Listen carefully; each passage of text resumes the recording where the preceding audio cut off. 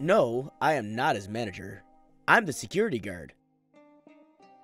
A short but sweet incident happened while at work. I normally arrive and park in the customer parking lot at work and walk in wearing my security uniform. Gray business shirt, logo, security, and large letters on the back. As I walk in, I see the manager dealing with a small group of patrons. EP, patron, M, me. EP walks up to me and begins. Your staff member here needs to be punished. He is racist and refusing to serve us. EP has a slurred voice. None of her party appears sober. Yeah, right. Hold on. I go to talk to the manager. Refusal of service, offensive behavior, etc., etc., etc. I walk back to EP. Well, I am the security guard. It says on my shirt. He is the manager of this establishment. He has refused your service under the Alcohol Act, and I'm asking you to leave. Refusal to leave will result in police attendance and a $5,462 fine. so you're not his manager? No. You should change your uniform then. You should read what the shirt says before making assumptions. Have a good night. So this story I really don't have too much input on. I've never worked as a security guard anywhere, despite the fact that I look like I could. I honestly have never done anything to that point. I would have to say the closest thing that has ever come to me throwing someone out of something is when I used to wrestle, and one of the audience members got a little rowdy with one of my wrestlers. But outside of that, I don't have experience in this. However, if you're being a drunk, belligerent so-and-so and a company refuses to serve you, I think that should be a big hint. Get the hell out. I know you are totally intoxicated and you don't know what's going on, but you gotta have that one friend. You need a designated Dave of the group. The one person that's only there to transport you from point A to point B and make the logical decisions for you. That's what you need. I know security guards of bars that are out here and they've kicked people out, and a lot of the instances that they've told me about usually end up with people being escorted out of the building in handcuffs. But I really want to know more about stories like this. If you are a security guard or have worked security for a event or venue, please tell me a story of yours in the comment section below. I'd be more than excited to read it because I think they're interesting. You're always a waitress. It doesn't matter what restaurant we're in. I'm a waitress at a local restaurant. On my day off, I scheduled a lunch date with a guy from school. Traffic was brutal, so he was running late. I was sitting at my table, looking at the menu. Note, this is not the restaurant I work at. It isn't the same kind of food as the restaurant I work at. It is geographically nowhere near the restaurant I work at. A woman came up and took my menu out of my hands. Why are you just sitting there? We've been waiting for service for like 45 minutes. No, they hadn't. They came in at the same time I did, 10 minutes ago, and they had already gotten drinks. Ma'am, I don't work here. I didn't recognize her at this point. Don't lie to me. You're a waitress. You served me just last week. You don't remember? I vaguely remember her coming into my restaurant now because she complained her meal wasn't served with hot sauce, then sent it back because it was too spicy. I'm a waitress at a local Mexican restaurant, but I'm not a waitress at a local burger bar.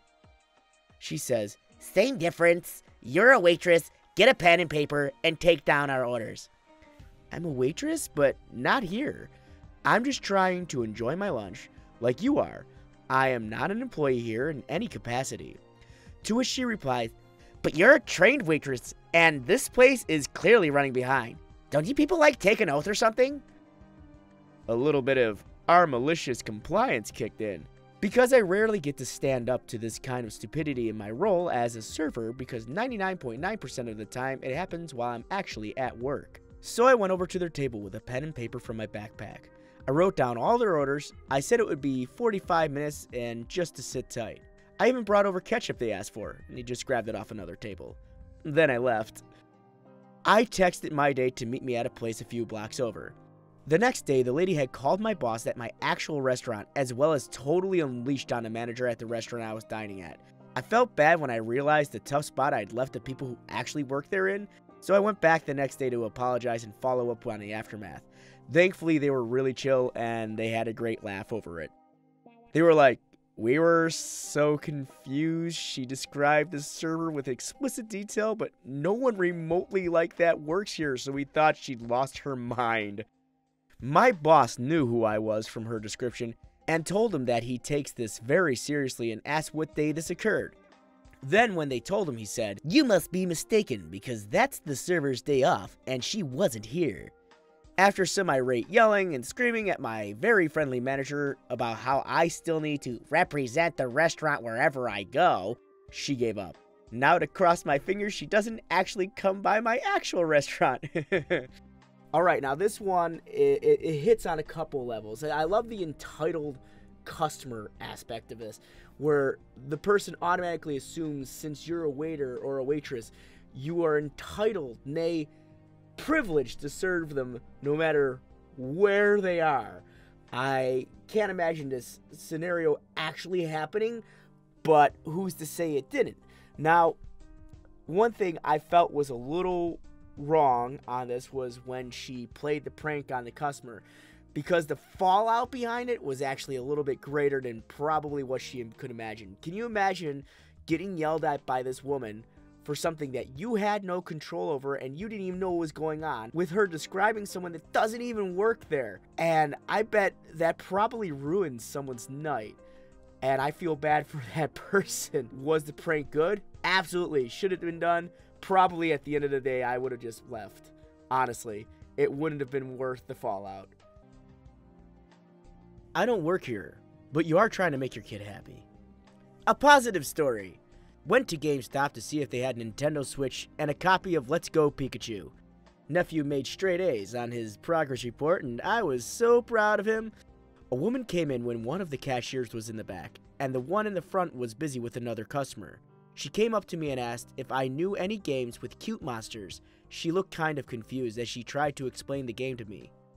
Then she said, "I'm sorry, I'm bad at explaining games. I don't know why they are popular, but they make our daughter happy. She's been having a hard time recently because no one wanted to come to her birthday." That broke my heart, so I helped her. The woman bought her a few Yokai Watch and Pokemon games because the monsters in those games are cute. At this point, the cashier that was in the back came up to me with a Switch and LGP and asked if I was ready to check out.